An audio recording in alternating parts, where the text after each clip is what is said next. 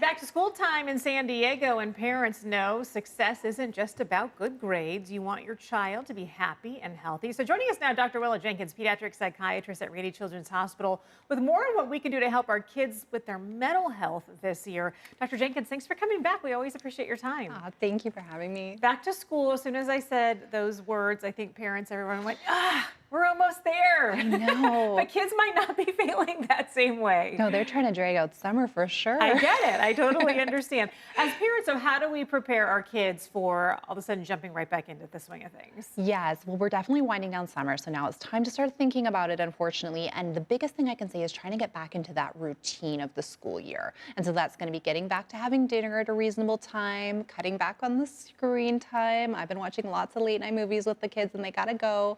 And then, of course, getting bedtime and getting a consistent wake-up time so that you're really ready to go back. So do you agree with the philosophy of starting kids like a week before school starts and, all right, let's practice getting up early and going to bed at a reasonable time, or do you think that's just unnecessary?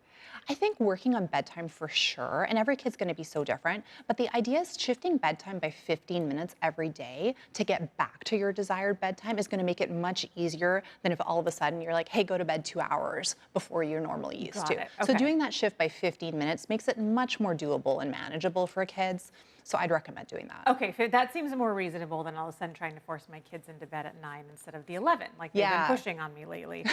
Screen time, back to more rules about that, I'm sure, like watching what they eat, things, trying to get them back on some sort of reasonable snack schedule. Yeah, I mean, just the small little chunks. Obviously, the big thing is screen time around night. Usually that's when it interferes with sleep. So trying to limit that, and also trying to just, if they've been doing a lot, like 8 hours of video games, trying to rein it back in so it's not such a shock when they're going back to school. And as a bonus, you could even do some school-like activities, trying to read some books, so they're kind of eased into that, what the expectations are going to be. Absolutely. So what if the kid, and you know, we moved around a lot when I was a kid too. Starting a school, you're brand new, you don't really know anybody. How do parents help with that transition? Because that's tough. I don't care what age you are. Oh, so hard. And I think that one thing is to recognize it and to validate it, because sometimes parents really focus on the positive, like it's going to be okay. And it's okay to acknowledge, like, it's okay to be anxious about this. And so some things you can do is obviously talking to the school ahead of time, seeing if you can tour, even just doing a drive-by and checking it out can be helpful. If you know any neighbors or any friends that are going to the school, connecting ahead of time so your friend has a buddy even to walk in with on the first day can make a huge world of difference.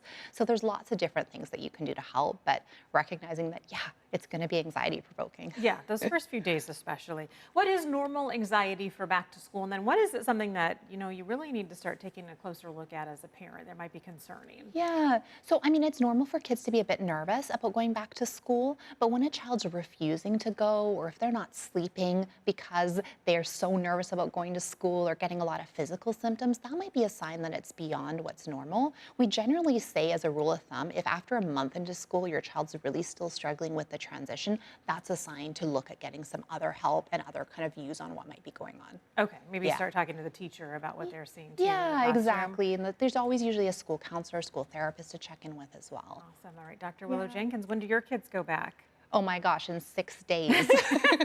I need to practice what I'm preaching. I hear you. Yeah, and I'm going to be right behind you too. All right, thank you so much for your time. We always appreciate it. Carlo.